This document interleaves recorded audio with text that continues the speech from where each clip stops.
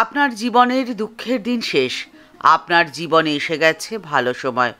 এই কথাটি টের পাবেন ঈশ্বরের দেওয়া মাত্র 3টি ইঙ্গিতেই। কী সেই 3টি ইঙ্গিত? জানতে হলে সম্পূর্ণ ভিডিওটি দেখতে হবে, তাই সম্পূর্ণ ভিডিওটি দেখার অনুরোধ রইল। নমস্কার বন্ধুরা, প্রেরণা বাংলা মোটিভেশন চ্যানেলের আজকের পর্বে সবাইকে আমন্ত্রণ। আশা করি সকলে ভালো আছেন, সুস্থ আছেন। ঠাকুর রামকৃষ্ণ পরমহংসদেব একদিন এক ভক্তকে বলছেন, বুঝলে, একজন পণ্ডিতের ভারী অভিমান ছিল। ঈশ্বরের রূপ মানত না ঈশ্বর, কিন্তু ঈশ্বরের কাজ কে বা বুঝবে। তিনি আদ্যা শক্তিরূপে তাকে দেখা দিলেন। পণ্ডিত অনেকক্ষণ বেহুঁশ হয়ে রইল। একটু হুঁশ হওয়ার পরে তার মুখ দিয়ে কি বেরোলো জানো?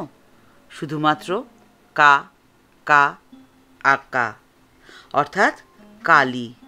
এই শব্দটি কেবল করতে লাগলো, আর অন্য কোনো শব্দ তার মুখ দিয়ে বেরোলো না।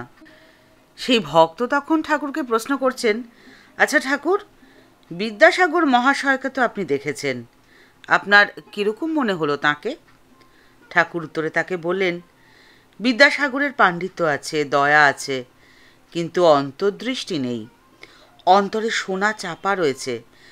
যদি সেই সোনার সন্ধান সে পেত, এত বাইরের কাজ যা সব করছে সেসব যে কম পড়ে যেত গা, শেষে একেবারে ত্যাগ হয়ে যেত।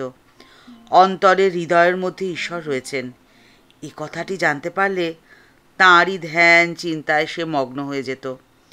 কারো কারো নিষ্কাম কর্ম অনেক দিন করতে করতে শেষে বৈরাগ্য হয়, আর ওই দিকে মনটি যায়, ঈশ্বরে মন লিপ্ত হয়ে যায়। আপনার জীবনের দুঃখের দিন শেষ হয়ে এসে গেছে ভালো দিন। এই কথাটি আপনি বুঝতে পারবেন, তার প্রথম সংকেত হলো আপনি লক্ষ্য করবেন যে আপনার মনটি অনেক শান্ত হয়ে গেছে। কথায় কথায় রাগ, অভিমান, বিরক্তি, এই ধরনের যত ঋণাত্মক অনুভূতি, সমস্ত অনুভূতি দূর হয়ে গিয়ে আপনার মনে পজিটিভ অনুভূতি সৃষ্টি হচ্ছে। ঈশ্বরের যা কিছু সৃষ্টি সবই বড় সুন্দর আর বড় নীরব। নিঃশব্দে সৃষ্টি করে চলেছেন সৃষ্টিকর্তা এই প্রকৃতি। আপনি লক্ষ্য করুন, বাগানের ফুল, তার সৌন্দর্য সৃষ্টি হয় নীরবে। মৃদুমন্দ বাতাস, সেও বয়ে চলে নীরবে। আপনার মনের এই পরিবর্তন, সেও হবে ধীর গতিতে আর নীরবে। ঈশ্বর নিঃশব্দে এবং নীরবে আপনার মনের পরিবর্তন ঘটিয়ে আপনার অন্তরাত্মাকে জাগিয়ে দেবেন। তাই ঠাকুর বলছেন, ঈশ্বরের কাজ বোঝা এত সহজ নয়। দ্বিতীয় যে পরিবর্তনটি আপনি লক্ষ্য করবেন সেটি হলো, আপনি লক্ষ্য করবেন যে আপনার মনের মধ্যে দয়ার ভাবটি অনেকটা বেড়ে গেছে আর কমে গেছে মায়ার ভাবটি। ঠাকুর বলছেন, দয়া সে তো খুব ভালো কথা গো। দয়া আর মায়া, এই দুটির মধ্যে অনেক তফাৎ। দয়া ভালো, কিন্তু মায়া যে ভালো নয়। মায়া হলো আত্মীয়ের উপরে ভালোবাসা। স্ত্রী, পুত্র, ভাই, বোন, ভাইপো, ভাগ্নে, বাপ মা, এদের উপরে ভালোবাসা যখন হয় তাকে বলে মায়ার বাঁধন। আর দয়া হলো সর্বভূতে ভালোবাসা।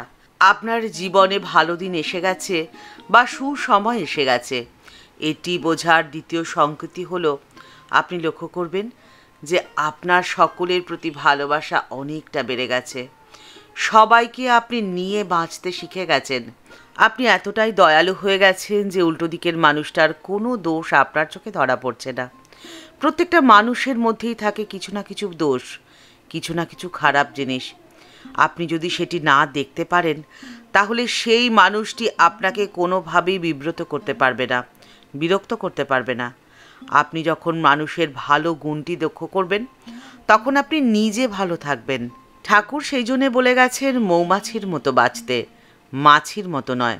মৌমাছি এবং মাছি উভয় যখন তাদের জীবনে বেঁচে থাকার রসদ গ্রহণ করে, তখন একই রকম শব্দ বার করে তাদের মুখ থেকে, কিন্তু তাদের রসদ সংগ্রহের স্থল আলাদা আলাদা।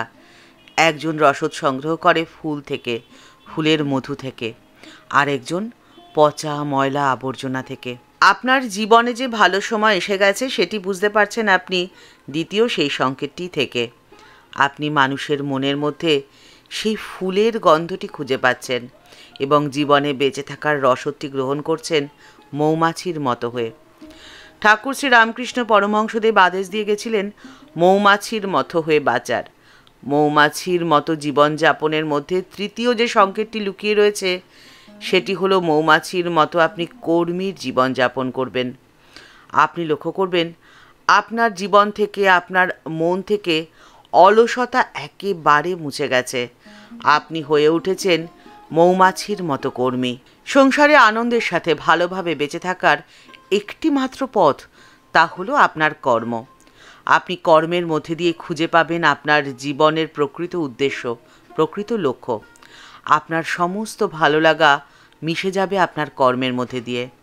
শ্রী মা সারদা দেবী তাই বলে গেছেন, এক মুহূর্ত কাজ ছাড়া থাকা উচিত নয়, সবসময় কাজের মধ্যে থাকা উচিত। ঠাকুর শ্রী রামকৃষ্ণ পরমহংসদেব বলছেন, এই সংসার একটা অরণ্য, আর এই অরণ্যে রয়েছে 3টি চোর।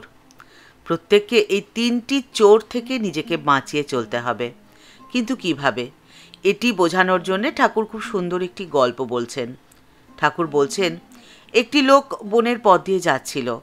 সেই বনের পথে তাকে 3টি চোর ধরলে।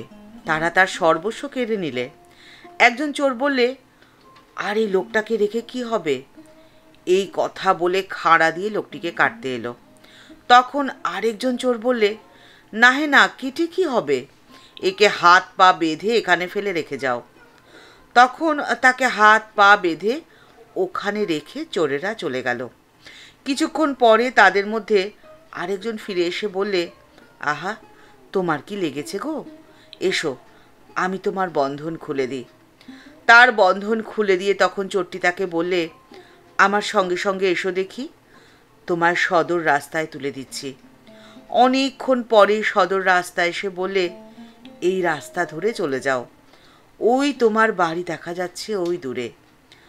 তখন লোকটি চোরকে বললে, মশাই, আমার অনেক উপকার করলেন আপনি, এখন আপনিও আসুন, আমার বাড়ি পর্যন্ত যাবেন। চোরটি বললে, না না, আমার ওখানে যাওয়ার জো নেই, পুলিশে যে টের পেয়ে যাবে। এই 3টি চোর প্রকৃত পক্ষে হচ্ছে সত্য, রজ আর তম। জীবের তত্ত্বজ্ঞান কেড়ে নেয় এই 3 চোরে মিলে, অর্থাৎ সত্য, রজস, তম 3 গুণে।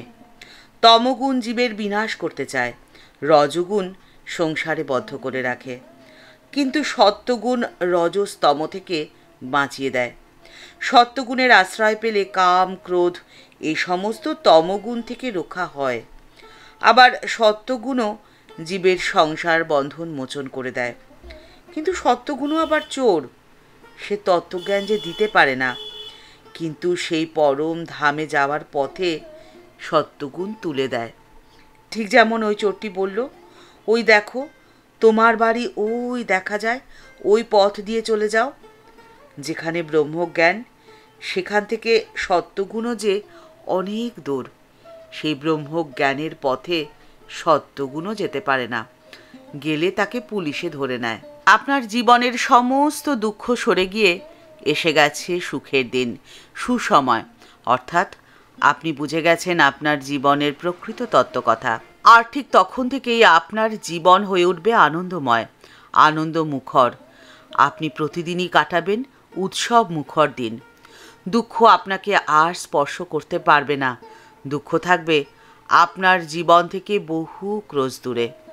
ঠাকুর মা ও স্বামীজির চরণে প্রণাম জানিয়ে আজকের পর্ব এই পর্যন্তই। দেখা হচ্ছে পরের পর্বে। আজকের পর্বের উপস্থাপনা যদি আপনার ভালো লেগে থাকে তাহলে কমেন্টস বক্সের মধ্যে জানালে ভালো লাগবে। আমাদের এই চ্যানেলকে ভালোবেসে যারা আপন করে নিয়েছেন তাদের জানাই ভালোবাসা, শ্রদ্ধা ও প্রণাম। যারা এখনও এই চ্যানেলটি সাবস্ক্রাইব করেনি তাদের কাছে বিনীত অনুরোধ রইল চ্যানেলটি সাবস্ক্রাইব করে বেল বাটনটা ক্লিক করে দিয়ে অল বাটনটিতে ক্লিক করে দেওয়ার জন্যে। তাহলে এই চ্যানেলে ভিডিও আপলোড হওয়ার সাথে সাথে আপনার কাছে নোটিফিকেশান চলে যাবে। আর এই ভিডিওটি আপনার ভালো লেগেছে কি না সেটি বোঝার জন্যে লাইক বাটনটি ক্লিক করে দেবেন। তাহলে পরবর্তী ভিডিও বানানোর উৎসাহ বহু গুণ বেড়ে যায়। সবাই ভালো থাকবেন, সুস্থ থাকবেন। দেখা হচ্ছে পরের পর্বে। নমস্কার।